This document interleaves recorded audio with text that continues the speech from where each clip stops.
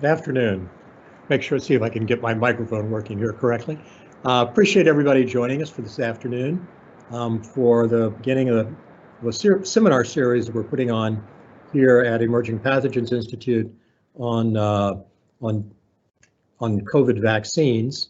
I'm Dr. Glenn Morris. I'm the director of the Emerging Pathogens Institute. The seminars will be taking place on Wednesday afternoons over the next month or so at 4 o'clock. Today, we're very privileged to have Dr. Ira Longini presenting. He's going to be talking about what to expect from the current and coming COVID-19 phase 3 randomized vaccine trials. Next week, Dr. Natalie Dean will be joining us. She's going to be talking about vaccine evaluation and trial design strategies. On December 16th, I'm very pleased to have Dr. Karen Kotloff. She is currently on the faculty at the Center for Vaccine Development at the University of Maryland in Baltimore. They were the group that were responsible for some of the initial trials with the Pfizer mRNA vaccine, and she's going to talk about that vaccine and some of the work which they have been doing with that vaccine. And then starting in the new year, January 13th, Tom Gladish is going to be talking about vaccine scenarios for the state of Florida. And again, we anticipate adding additional lectures as we go through the next month or two. Obviously, the vaccines are of a major concern right at the moment, and we felt this was an appropriate time to provide information for our faculty here at University of Florida, but also to showcase some of the work that we're doing here or that our faculty have done. Like I say, today's talk is being given by Dr. Ira Longini. Dr. Longini received his Ph.D. in biometry and biomathematics at the University of Minnesota. He has been on the faculty at University of Michigan, Emory University, University of Washington, and then joined us here at University of Florida. He works in the mathematical modeling, stochastic process, and biostatistics applied to epidemiologic problems, specializing in the mathematical and statistical theory of epidemics. He's worked on the analysis of epidemics of COVID-19, Ebola, influenza, HIV, Lassa, MERS, tuberculosis, cholera, dengue, Zika, and other important infectious diseases. And for the last 6 years and currently works very closely with the World Health Organization on the statistical and mathematical methods for the control of international infectious disease threats. So, Ira, it's a pleasure having you here, and we look forward to your talk. Thank you, Glenn. It's a real pleasure to kick off this series. So what I'm going to do is talk about what to expect from the current and coming COVID-19 phase 3 randomized vaccine trials. And how will we have a variety of effective and safe vaccines in the near future? So what I'm going to do in today's talk is I'm going to talk about where are we now with COVID-19 in general, who is a Cassandra in this case, what is required of effective and safe vaccines, what are the current vaccine candidates, what have the current phase 3 trials found, and what will current and future phase 3 trials look like? And finally, how will we arrive at multiple safe and effective vaccines? First, for the Cassandra Effect, this is a newspaper article that was published in Bloomberg Press on February 13th. And I had just attended a 2-day meeting at the WHO in Geneva about this new virus that was spreading in China. And at the time, many people thought was unfortunate. Just plugging what I knew about the virus into some equations, I made this proclamation that eventually 2/3 of the world's population could get infected. Remember, this was February 13th. At that time, there were only about 60,000 current cases. And we all know what happened. So I got into a lot of trouble for that statement, but I guess as we see it, it looks like it's proving to be true. What's the current situation in the world? These two curves show the reported cases and reported deaths in the world over time, starting from the beginning of the epidemic until currently. There are now, 64 million reported cases. Of course, we know there are many, many more infections and cases out there, and about 1.5 million reported deaths. In the U.S., it's even looking more grim. That's the epidemic curve in the U.S., and as you know, we're now in a rather large third wave with over close to 14 million reported cases and 270,000 almost 271,000 reported deaths. This was yesterday. There were nearly 2,600 deaths reported. And we haven't seen that many deaths reported in the US until way back in April of this year, where slightly more deaths were reported. And as you remember, this was when the epidemic was really out of control in places like New York. So we're headed into a very bad place. The US, with 4% of the world's population, has roughly 20% of the world's cases and deaths. We have the worst epidemic on the planet, as shown here. You can see the US leading the number of cases in the world, with India and Brazil close second and third. It's not just total numbers, but confirmed cases per million and deaths per million. The US is more or less right at the top. So what about an effective vaccine? And this is shows some simple calculations showing how much, what the coverage of the vaccine would have to be to achieve herd immunity as a function of what the effective reproductive number is in the vaccine efficacy. And the effective reproductive number is the number of average number of people a person infects over their infectious period, if everybody's at that particular time. So the epidemic started with about 2.5 average people infected per infected person.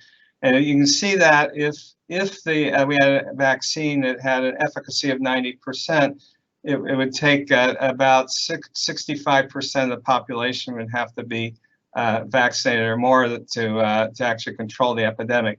If the efficacy were 70%, it would be more like 85% would have to be vaccinated. And if the efficacy were 50% or less, we could not control the epidemic with that vaccine. Currently, with about 10% or so of the population already infected, for example, in the US, and with mitigation in place at some level, maybe the reproductive number has gone down to about 1.5 currently. So then with a 90% effective vaccine, we need about 40% coverage and 50% about 50% coverage. And we could, and as you can see, the 10 and 30% efficacy vaccine would be useless. So based on that basic theory, we'll go on, keep that in mind. There are 4 types of vaccines currently in trials at different levels. There's virus vaccines, either live attenuated virus or inactivated virus. There's viral vectors, which are a vaccine on the back of a different virus, which is used as a vector. There's protein-based vaccines, and there's nucleic acid vaccines. Those are DNA and RNA vaccines. And as you know, 2 of the leading candidates right now are RNA vaccines, and another one is a viral vectored vaccine. So what are the important criteria for success of a COVID vaccine, which should be addressed in all the protocols of these phase 3 trials? And these are guidelines laid down by the WHO and FDA. And it's recommended that a vaccine must have at least 50% efficacy against disease, with a lower bound of 30% efficacy. That is the 95% confidence interval, and that 50% efficacy estimate has to be 30% or higher. For a vaccine to be deployed that would do more good than harm. And any success and futility criteria for these trials must be based on this, as well as safety requirements. Vaccines should be safe with sufficient follow-up time and numbers to ensure such safety.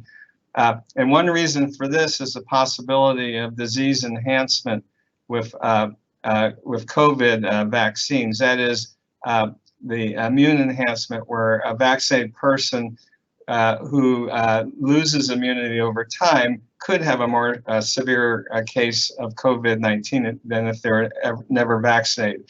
So we have to have follow-up, extended follow-up with placebo to rule out disease enhancement. And then because these vaccine protection may wane with time, again, we need extended follow-up of a placebo. It's important to assess whether the vaccines provide durable immunity. This is a slightly out-of-date slide that's showing all the candidates in phase 3 randomized, double-blinded randomized control trials in the world. And the first 4 listed are actually not really in true phase 3 trials. It's just a claim that they are. So we'll skip down to the Pfizer, Moderna, Oxford, AstraZeneca vaccine, Janssen, and Novavax, all in phase 3 randomized trials. Well, at least those first 4, and I'm going to talk about those. And this slide shows some timing in which there'll be interim and final analysis for these vaccines, in which I said is slightly out of date, but at least sets up the argument. So I'm going to go through 4 of these vaccine trial designs very quickly, directly from the protocols, because what we're hearing in the media is reports and partial information on each of these or several of these vaccines without any real scientific detail that we can judge them. So let me first tell you what these trials were meant to measure. And the first one I'm going to talk about is the AstraZeneca Oxford vaccine, which, as I mentioned, is a non-replicating vector vaccine, chimp adenovirus. That trial started in August of 2020. Requires 2 doses, 4 weeks apart. It was randomized 2-to-1 vaccine to placebo, with 20,000 people in the vaccine arm, roughly, and 10,000 in the placebo. And the important thing to keep in mind is that the primary outcome of the trial was prevention of virologically confirmed COVID-19 disease in adults 18 years or older. And that's how the trial was powered to detect efficacy against virologically confirmed COVID disease of any severity. The operating characteristics, as written in the protocol, were 2 years follow-up after the second dose, that there'd be a final analysis at 150 total cases in the combined vaccine placebo arm, and there'd be a single interim analysis halfway through using lambda-mets alpha spending with overall alpha 0.05.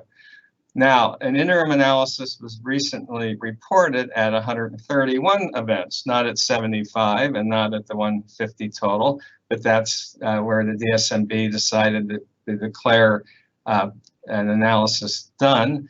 The efficacy was estimated to be about 70%. I'm not going to give p-values and all these other criteria because they're not published, and we can only gain this information basically through press releases. The vaccine inadvertently, half the 3,000 participants received a half potency first dose by accident and a full potency second dose. And it's claimed the efficacy among that subset of individuals may be about 90%. The first, if they got 2 full doses, 62%. There was some apparent efficacy based on extremely small numbers against severe disease, and the vaccine looks safe. The second one is a Moderna RNA vaccine, which got into the field in late July of 2020. It's 2 doses, 28 days apart, 1-to-1 randomization, 15,000 in each arm, same endpoint as already mentioned, primary endpoint. What do we see for this vaccine as far as operating characteristics? In this protocol, there'll be 2 years follow-up after the second dose, 3-month uniform accrual participants. We get the primary recruiting. The target primary analysis was 151 total cases, and 2 interim analyses were planned at 53 and 106 cases. Using O'Brien-Fleming alpha spending rules, overall alpha 0.05. Interim analysis was carried out and publicly announced at 95 events, so not at 53, not at 106, not at the final. The point estimate of the efficacy was 94%. An apparent efficacy against severe disease based on a small number of cases was 100%. And the vaccine looks safe so far. The next trial I'll talk about is the Pfizer vaccine, that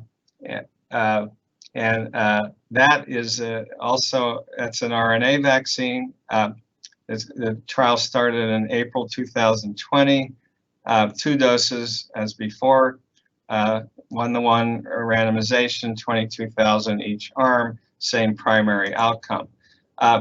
The follow-up, again, 2 years, and there was supposed to be a target primary analysis, final analysis done at 164 total cases.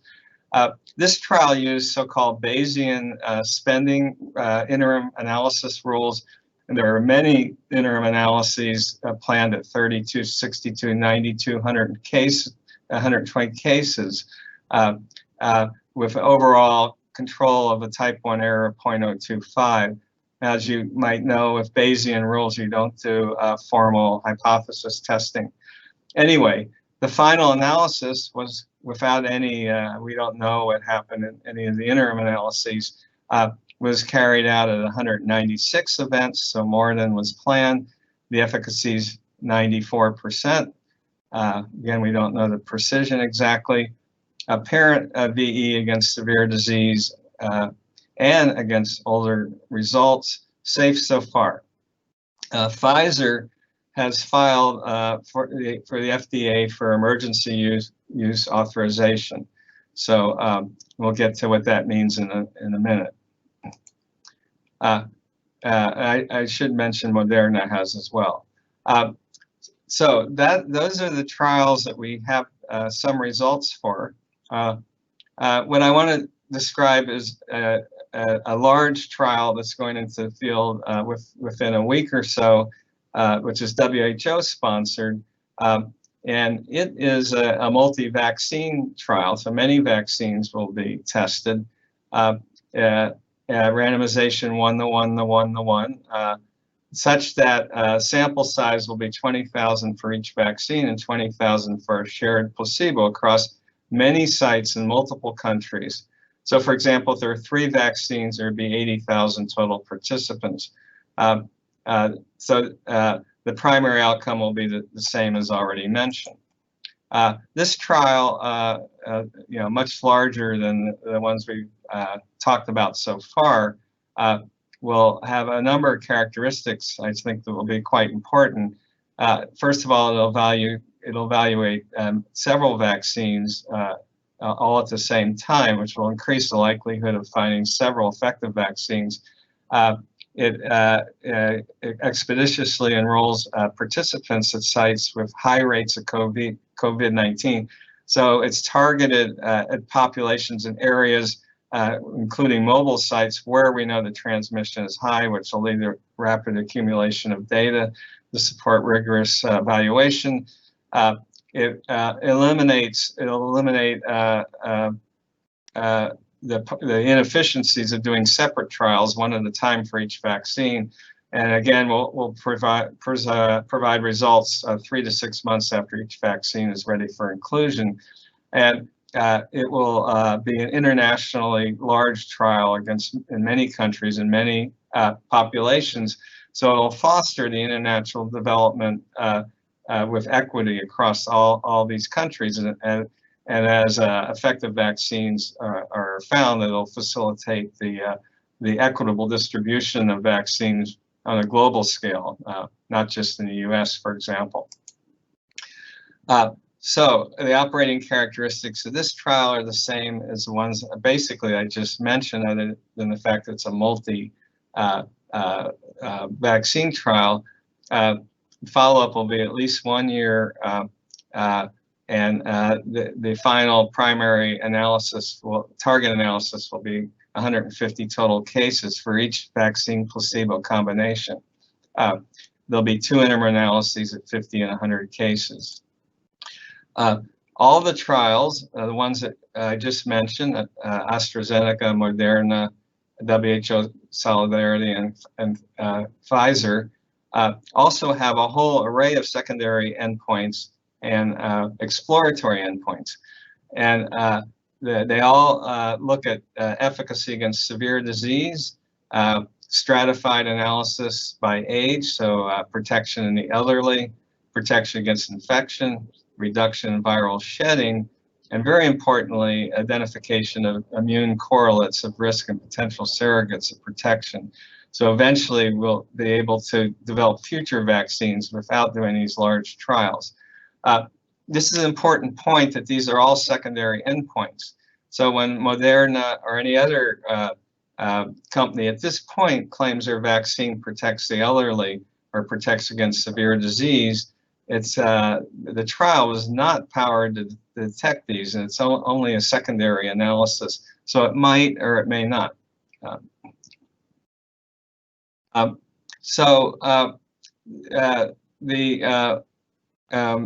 The world needs multiple safe and effective COVID-19 vaccines, and we published the paper, this is the WHO group in the Lancet, entitled just last month, entitled COVID-19 Vaccine Trials Should Seek Worthwhile Efficacy. And the issues lying behind this is that, in planning the trials, we demand not only proof of some vaccine efficacy, but also proof of worthwhile efficacy. And the three trials that we talked about, where we already know something about efficacy, it appears quite high, which is promising and certainly worthwhile. Whether the initial trials of vaccine against placebo should prioritize not only single vaccine trials, but also multiple vaccine trials. And the third point is that whether to assess efficacy protection against severe disease and duration of protection by continually blinded follow-up of the vaccine and placebo groups after definite evidence of short-term efficacy has emerged, but before an effective vaccine has been deployed locally in the general population. So even if vaccines get emergency use authorization, and even if they're rolled out to high-risk individuals, healthcare workers, and so on, in limited numbers, that does not mean that we should unblind the trials that are in the field and lose the placebo arm, or we should not begin new trials for promising candidates. It'll be some time before we know, do these apparently effective vaccines, do they provide long-term durable protection? Are they safe, especially ruling out disease enhancement? And do they protect different subgroups? And I should mention, none of these trials have been conducted in children at this point. So we'll need a whole other group of different types of trials to assess efficacy and effectiveness and safety in children. So the WHO blueprint to prevent epidemics was established some years ago, that I'm part of and a large international group works in. And it was really set up to deal with emerging infectious threats like COVID-19 and many others by rapidly developing vaccines and therapeutics for these diseases as they emerge, recognizing that it's really virtually impossible to either predict what's going to emerge or to prevent emergent pathogens from spreading around the planet.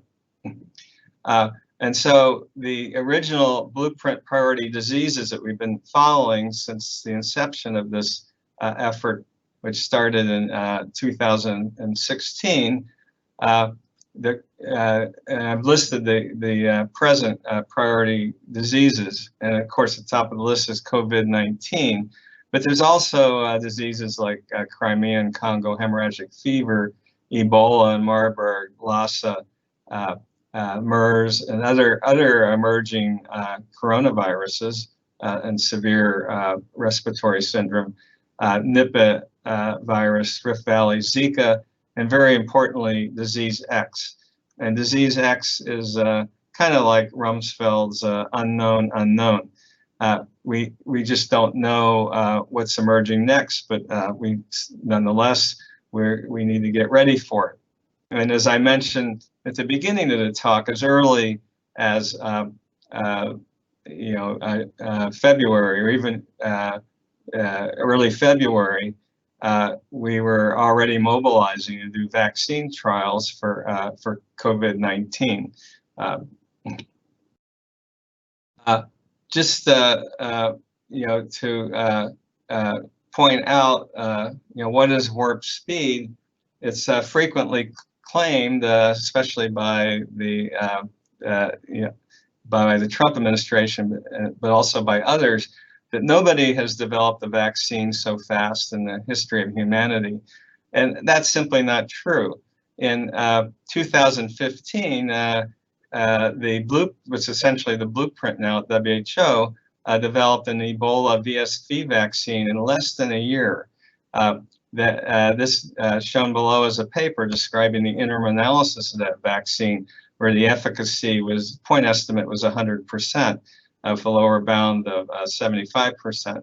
So that vaccine, the trial itself, which was a ring, it was a ring vaccination cluster randomized trial in Guinea, was conceived roughly in December of 2014, went into the field in April of 2015, and we had an answer and a vaccine by July 1st of 2015.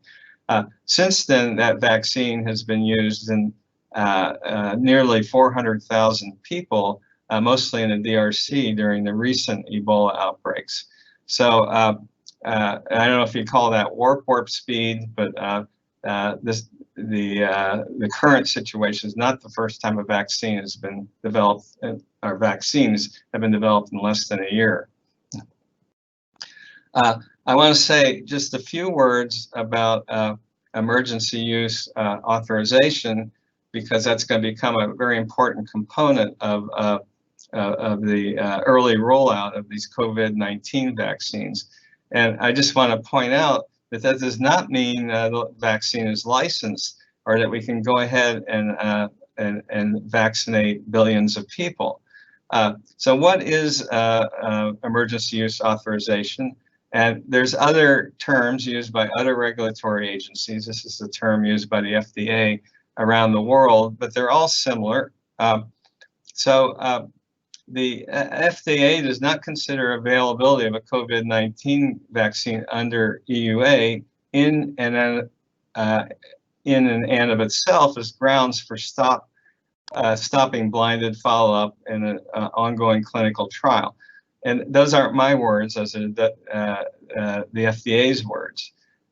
So an EUA request should include strategies that will be implemented to ensure that ongoing clinical trials of the vaccine are able to assess long-term safety and efficacy, including evaluating for vaccine-associated ERD, that's enhanced respiratory disease, or immune-enhanced disease, as well as decreased effectiveness as immunity wanes over time in sufficient number of subjects to support vaccine licensure. So as these products, say the Moderna vaccine and the Pfizer vaccine, if they get, and when they get EUA approval in the United States, that does not mean we found a vaccine and we're done. Sure, they can be rolled out on a limited emergency basis, but we are nowhere near saying these vaccines are completely safe and effective. All we can say is they appear effective in the short term and safe in the short term, using certainly from randomized trials, but the numbers and the follow-up time are not sufficient to go beyond that. So I want to just talk about the important considerations to get multiple safe and effective COVID-19 vaccines deployed. First of all, most of these points I'm making now will be in a paper coming out in the New England Journal of Medicine the next day or two, but I can state these now because they're important policy statements about where we're going with these vaccines. And the first is large placebo-controlled phase 3 efficacy trials could provide much of the needed information if they have approximately prolonged follow-up while random assignments are still blinded. And so we need the duration of protection data, and we need long-term safety, including assessment of any evidence of vaccine eventually enhanced disease and risk of severe disease. We anticipate, especially in the Solidarity trial, WHO Solidarity trial, and even in the ongoing phase 3s, that it may be necessary at some point to do non-inferiority comparisons in the field. And that means that everybody now would get vaccine, so we would no longer have placebo arm. but instead we would use vaccines that are available in the population, still in the trial, to assess whether other vaccines are at least as good as the vaccines that have some sort of approval. And so we're planning for and anticipating that this could happen, but only when vaccines are available to the populations that are participating in the trials. The other thing we're putting forward, and I don't know if this will happen, but it could happen, is that we believe there should be a large, simple trial to evaluate serious safety outcomes, where hundreds of thousands of people are randomly assigned to vaccine or placebo in a staggered 2-month rollout, with the placebo people getting vaccine after that period. So we feel that as these vaccines get rolled out in larger and larger numbers, that we could do very, very large staggered safety trials where we're vaccinating hundreds of thousands of, or maybe even millions of people in this staggered evaluation and look at the safety outcome that could be more rare than those you see from phase 3 trials. Such an approach could be feasible in the U.S.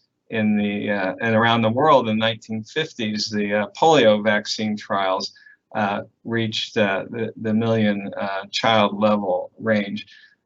So this would have to be planned, but we're recommending this.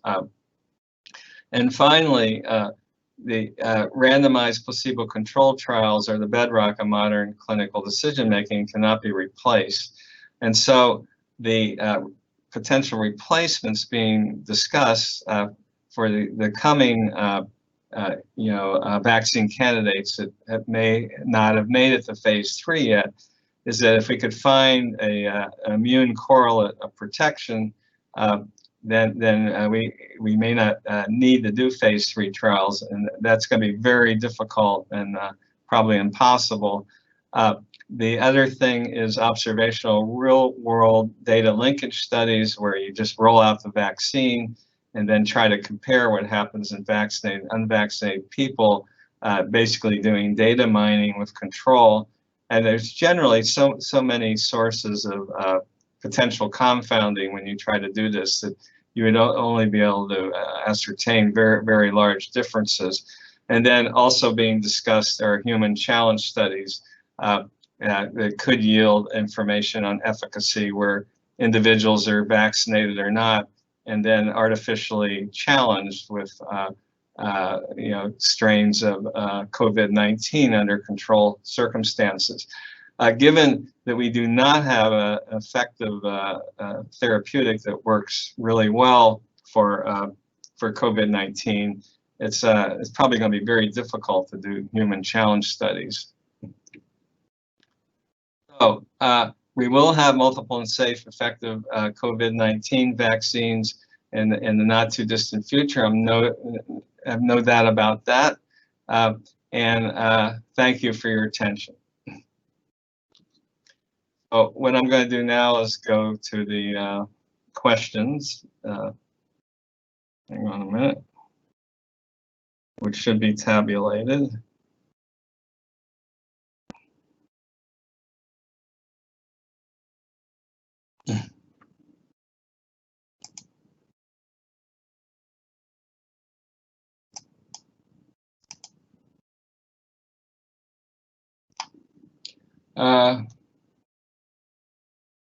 So I only see one here. Let's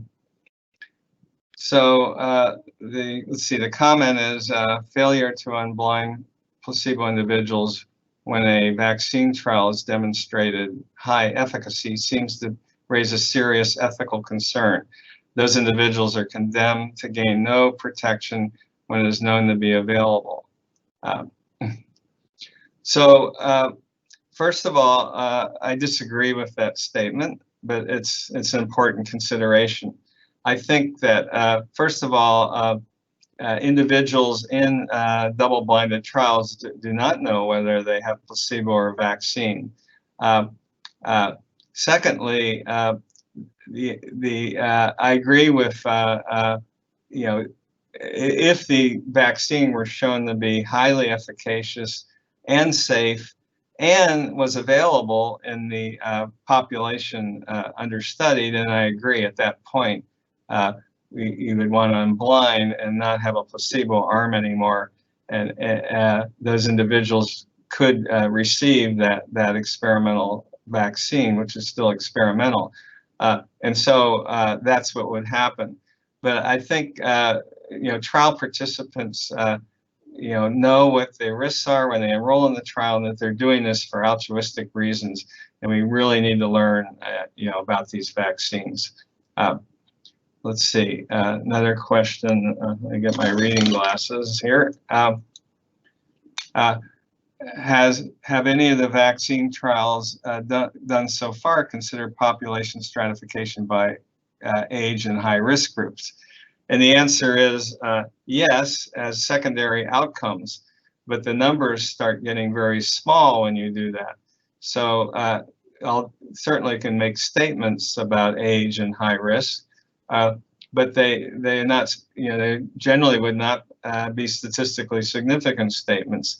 So we could say, we can't say we prove with a certain level, of certainty that the vaccine's protective. So we can make statements about secondary outcomes, and occasionally maybe even statistical statements, but that wasn't the original intent of the trial.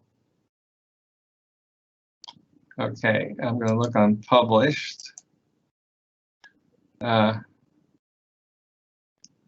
you remind us how various studies are addressing infection as opposed to clinical and symptomatic disease as secondary endpoint? Is it serology?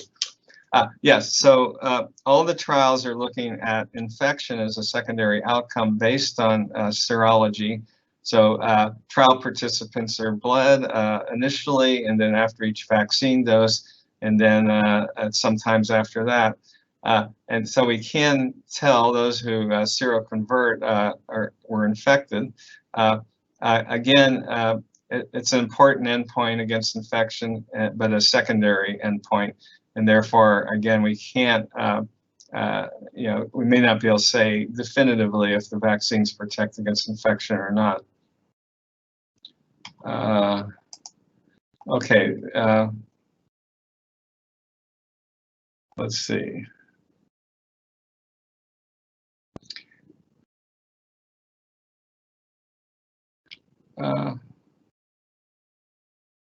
Yeah, okay. Could you remind us how various studies are addressing, okay, what are your thoughts on the impact of SARS-CoV-2 on flu transmission?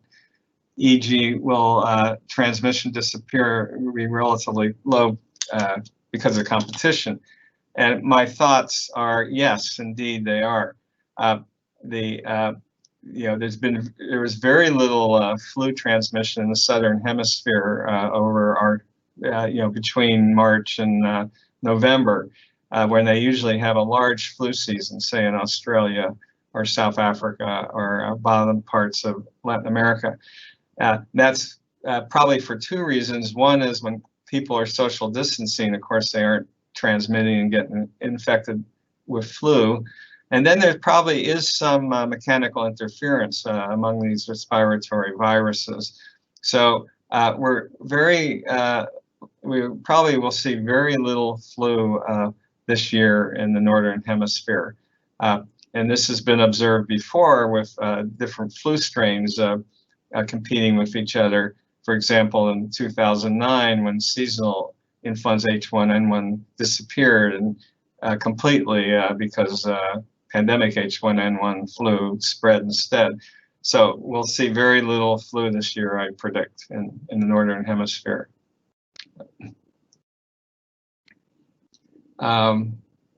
See, I don't know if I see any more published questions. Maybe I missed a couple at the beginning.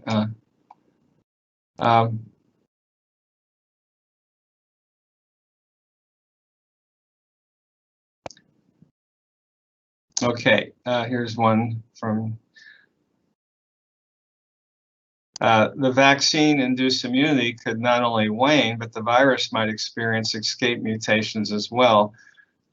This has been seen for OC43. Shouldn't we assess how different vaccines affect this risk? Yeah, and I know who said this. Hi, Jim Koopman is one of his important research areas, and I completely agree. So there is a plan in all these trials to look at all the strains, look as carefully as we can of the infecting viruses, both in vaccinated and unvaccinated people. And so we should look very carefully. I don't know if we'll have the laboratory capacity to look at escape mutants, but I would agree that it should probably be looked at to see, very importantly, what viruses escape vaccine protection. Yeah.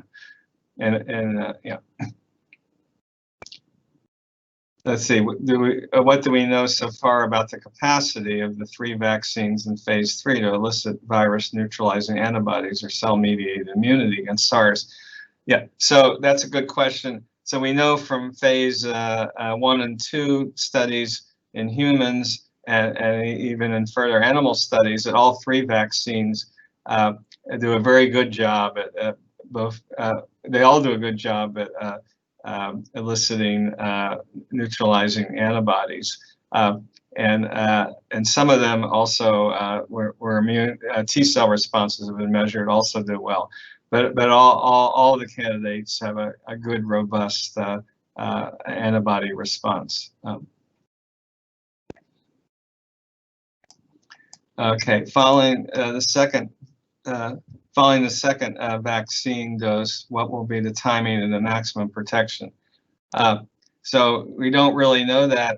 We'll start counting cases generally 14 or 15 days after the second, for 2-dose vaccines after the second dose. I should mention one of the vaccines, the Johnson & Johnson vaccine, is a 1-dose vaccine. It's an adenovirus vector vaccine, but I think at least as far as antibody production goes, the maximum response again seems to occur roughly 2 to 3 weeks after the second dose. Since trials were done with many countries that had mask mandates, what does this mean for the efficacy without masks?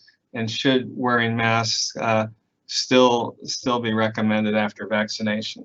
And that again is a very good point, because all the mask wearing could reduce the dose, the infecting dose and infecting dose of the virus, and how well vaccines protect could be dose dependent. So that's what we'll know is what the efficacy is at the level of mask wearing in the population. And I would think that we will, even after the vaccines rolled out, until very large numbers are rolled out and we've driven the transmission to low levels, I would think we would still need to continue wearing masks and practice social distancing. I know people don't want to hear that, but I'm probably, yeah.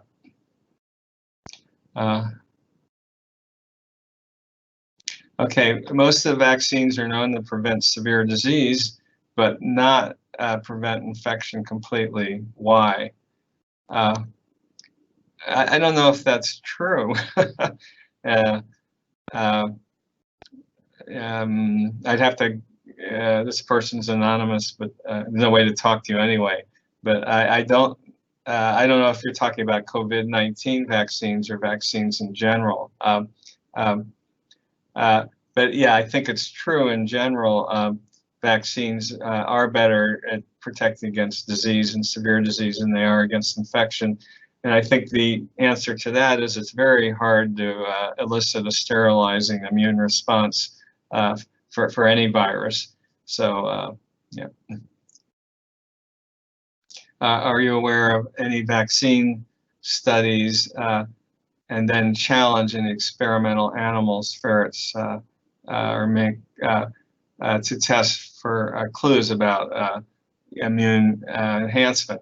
And yes, I am. There have been a number of challenge studies, animal challenge studies, to look for the potential for immune enhancement in vaccinated and unvaccinated animals, or animals challenged again. And there is no strong evidence that immune enhancement occurs that I'm aware of in animal models. Has any of the vaccines done so far? Okay, so I think I've gotten all the questions.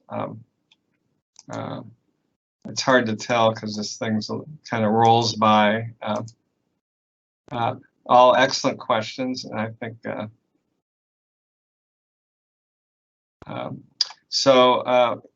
If I